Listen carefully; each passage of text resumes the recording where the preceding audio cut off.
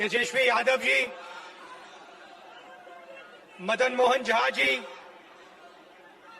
शक्ति सिंह गोहिल जी, तारिक अनवर जी,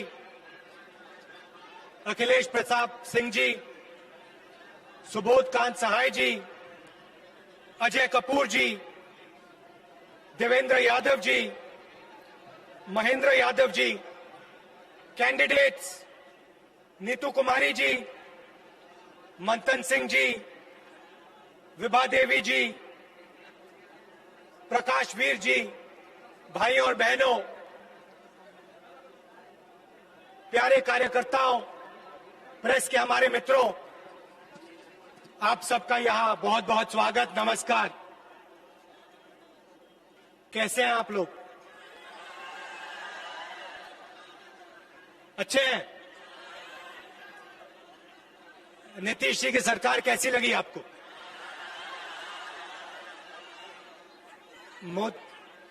मोदी जी के भाषण कैसे लगे? अच्छे लगे?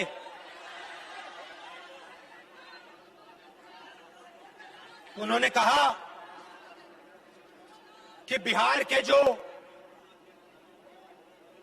हमारे सैनिक शहीद हुए, उनके सामने प्रधानमंत्री अपना सिर झुकाते हैं।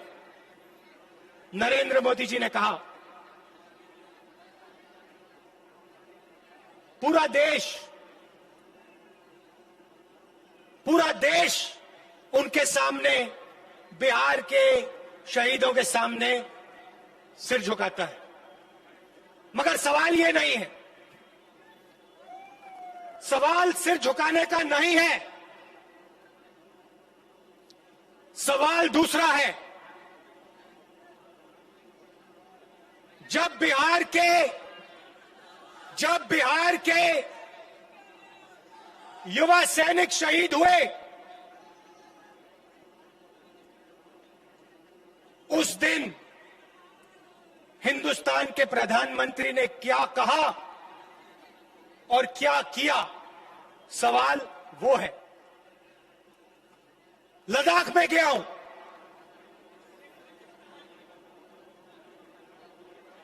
लद्दाख में हिंदुस्तान की सीमा है और उस सीमा पे बिहार के, उत्तर प्रदेश के, बाकी प्रदेशों के युवा अपना खून, अपना पसीना देकर हिंदुस्तान की रेखा, जमीन की रक्षा करते हैं। लद्दाख में ऐसी जगह है जहां -20, 25, 30 डिग्री सेल्सियस का टेम्परेचर है। ऐसी जगह है जहां हमारे सैनिकों को 10-15 दिन पोस्ट तक पहुंचने के लिए चलना पड़ता है। सियाचिन में हमारे युवा ठंड से मरते हैं मगर वापस नहीं आते, भूखे रह जाते हैं, वापस नहीं आते। उन्होंने आजादी के दिन के बाद हिंदुस्तान की सीमा की रक्षा की। सवाल यह है कि जब चाइना की सेना ने हमारे 20 सैनिकों को मारा, शहीद किया और हमारी जमीन ली, भाई और बहनों, 1200 किलोमीटर हिंदुस्तान की जमीन चाइना ने ली है। चाइना की सेना हिंदुस्तान के अंदर है। सवाल यह है कि जब चाइना हमारी जमीन के अंदर आए तो हमारी प्रधानमंत्री ने हमारे वीरों का अपमान करते हुए ये क्यों बोला कि हिंदुस्तान के अंदर कोई नहीं आया? सवाल भाइयों और बहनों ये है।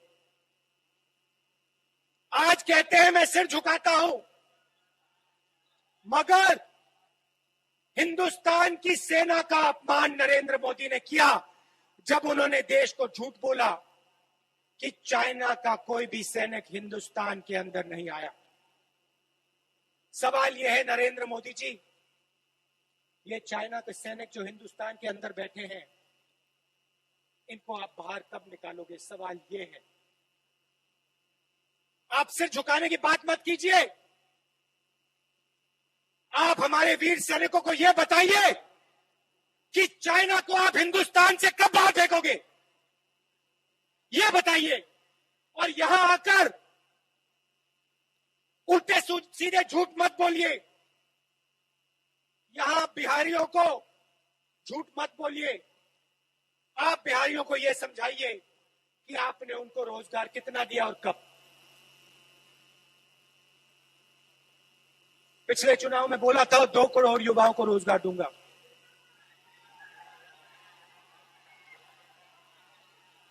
मिला? किसी को मिला?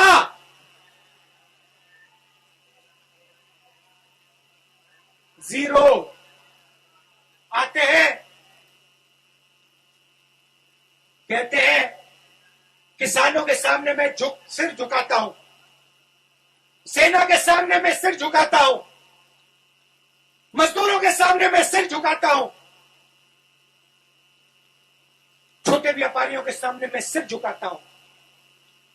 और दूसरे घर जाते हैं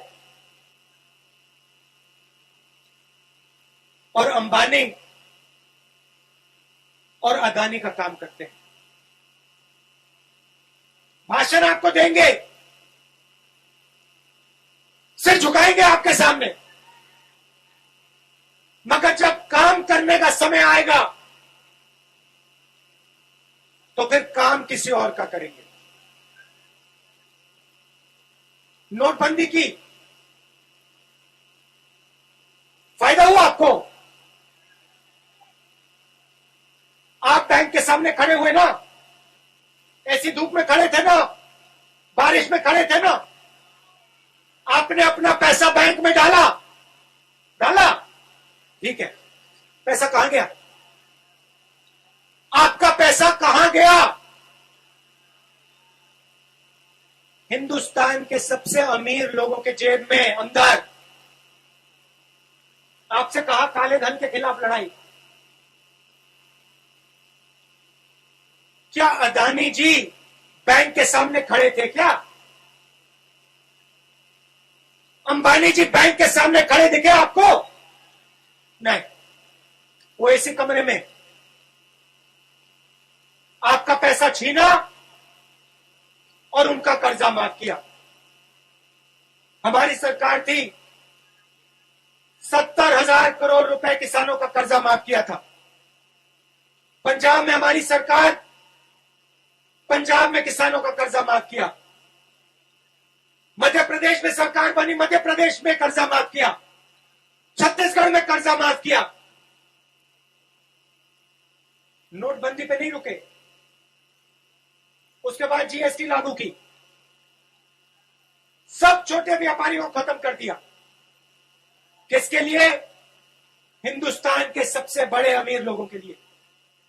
भाई और बहनों, आप समझो, रास्ता साफ किया जा रहा है। अंबानी और अदानी के लिए नरेंद्र मोदी रास्ता साफ कर रहा है। किसानों को, मजदूरों को परे कर रहा है, छोटे दुकानदारों को परे कर रहा है। आने वाले समय में आपका पूरा का पूरा धन हिंदुस्तान के 2-3 पूंजीपतियों के हाथ में हो जाएगा। आपके खेत आपसे छीन लिए जाएंगे और इनके हाथ चले जाएंगे। 3 नए कानून बनाए हैं, किसानों पर आक्रमण करने के 3 नए कानून बनाए। बिहार में इन्होंने पहले कर दिया था, अब ये पूरे देश में कर रहे हैं। अब ये पूरे देश में कर रहे हैं। यहां पे इन्होंने मंडी खत्म की, एमएसपी खत्म की, अब ये पूरे देश में मंडियों को, एमएसपी को खत्म कर रहे हैं।